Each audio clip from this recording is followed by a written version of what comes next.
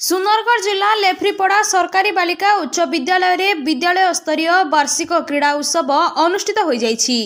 प्रधान शिक्षयित्री श्यामाराणी दंडसेना प्रत्यक्ष तत्वावधान में अनुष्ठित यह वार्षिक क्रीड़ा उत्सव रे समस्त शिक्षक शिक्षयित्री माने उपस्थित रही सर्वप्रथमे विघ्नराज गणेशों प्रतिमूर्ति रे माल्यार्पण करी उद्घाटन करथिले।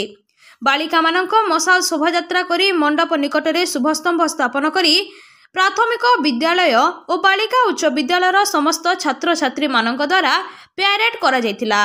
एही अवसर में समस्त शिक्षक शिक्षयित्री माने अभिवादन ग्रहण करथिले। प्राथमिक विद्यालय तथा जूनियर वर्ग रे शॉर्टफुट, म्यूजिक चेयर, 100 मीटर दौड़, 200 मीटर दौड़, अखाडिया, अंक कषा, रंगोली, हांडी पिटा सेहीपरि सीनियर ग्रुप रे एही सब इवेंट सह डिस्कस थ्रो खेल अनुष्ठित होइतिला।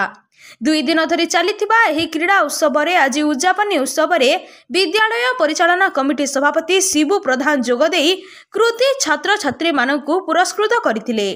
कार्यक्रम शेष रे छात्री मानक सह शिक्षयित्री माने मिसी नृत्य करथिले। Bureau report Gangpur live.